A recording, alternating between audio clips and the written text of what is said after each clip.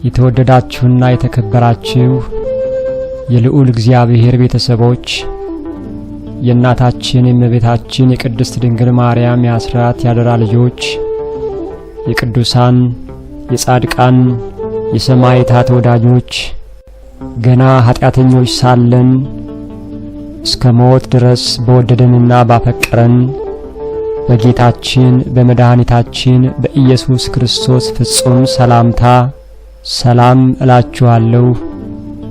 እንደምን አላችሁ? አሜን።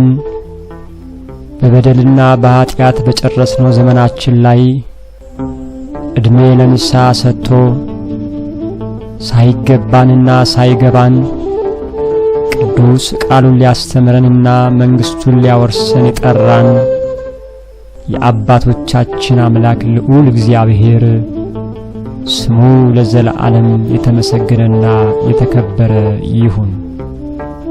አሜን።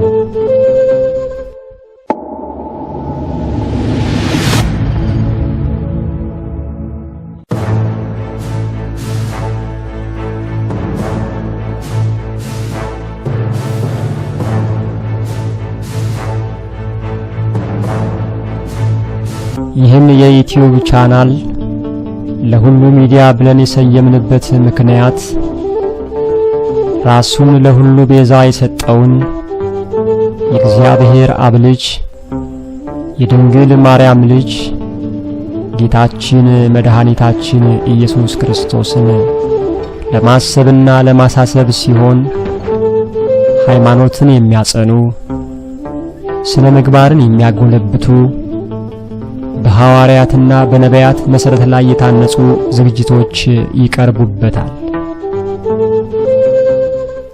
ጌታ በቃሉ ወደ ዓለም ሁሉ ሂዱ ወንጌልንም ለፍጥረቱ ሁሉ ስበኩ ብሎ እንዳዘዘ ጌታ ቢፈቅድ ብንኖርም የለሁሉ ሚዲያ ዋና ተልእኮ ስብከተ ወንጌል ይሆናል።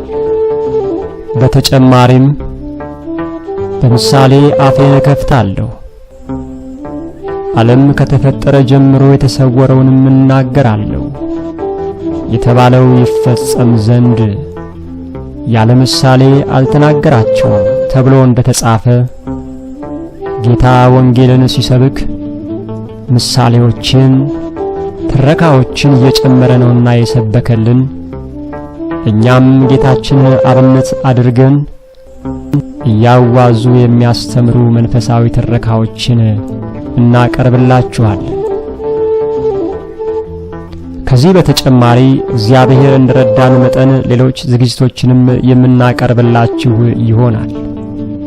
በመሆኑም ለሁሉ ሚዲያን ሰብስክራይብ አድርጋችሁ የሚተላለፉ ዝግጅቶችን ቪው፣ ላይክ፣ ሼር እና ኮሜንት እያደረጋችሁ እናንተም የበኩላችሁን መንፈሳዊ አስተዋጽኦ እንድታበረክቱ ስንል ራሱን ለሁላችን ቤዛ አድርጎ በሰጠው በክርስቶስ ኢየሱስ ስም መንፈሳዊ ጥሪያችንን እናስተላልፋለን።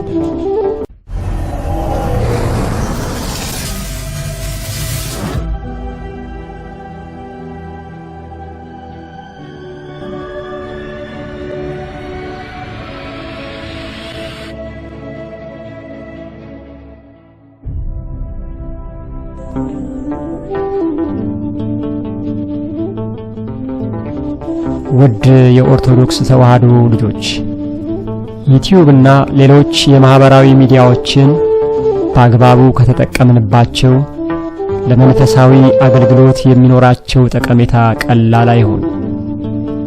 በመሆኑም ሰብስክራይብ አድርጉ ስንላችሁ ለማሳሰብ ያክል ነው እንጂ እንደምታደርጉት አንጠራጠርም።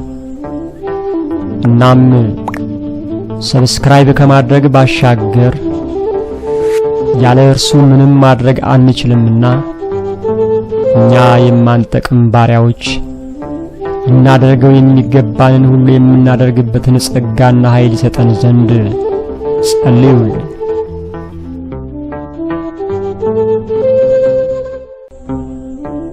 በቀጣይ በሌላ ዝግጅት እስከምንመለስ ድረስ ለአሁን በዚያ በቃ። የጌታችን የመድኃኒታችን የኢየሱስ ክርስቶስ ጸጋና ሰላም ከሁላችን ጋር ይሁን። አሜን።